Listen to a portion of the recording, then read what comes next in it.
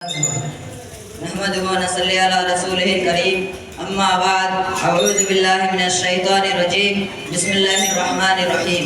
يا ايها الذين امنوا الى اخر الايات وقال النبي صلى الله عليه وسلم كلكم راع وكلكم مسؤول عن رعيته صدر سالانہ انجمن اور انصاف کے قلم کو تھامے ہوئے حکم صاحبان علماء دام اور میرے سامنے بیٹھے ہوئے عزیز ساتھیوں،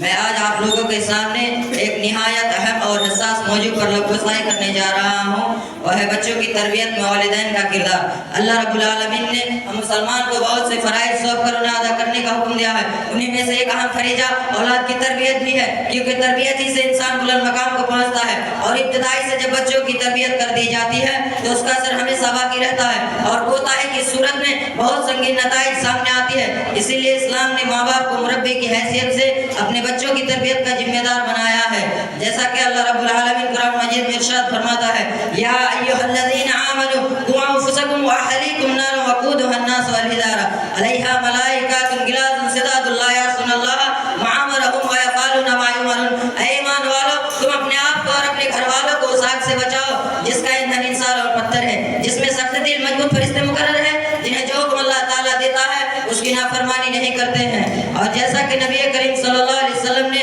ہر شخص کو اپنی ذمہ داریوں سے آگاہ فرما دیا ہے اور فرماتا ہے کلکم راع وکلکم مسئول عن رعیتہ، تم میں سے ہر ایک ذمہ دار ہے اور ہر ایک سے اس کی ذمہ داری کے بارے میں سوال ہوگا۔ اسی طرح جب بچے بحصول ہو جائے تو اسے بتا دیا جائے کہ مسلمان ہونے کے لیے اللہ کی ذات و صفت پر، نبی اور رسولوں پر، آسمانی کتابوں پر، دوبارہ زندہ کیے جانے پر، حساب و کتاب پر، جنت اور جہنم پر، اسی طرح غیب کی دوسری چیزوں پر ایمان لانا ضروری ہے اور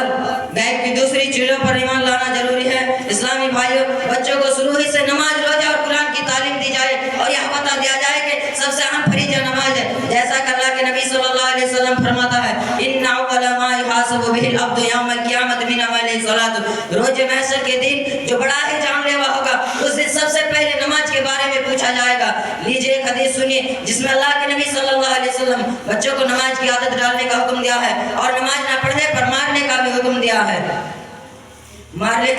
دیا ہے،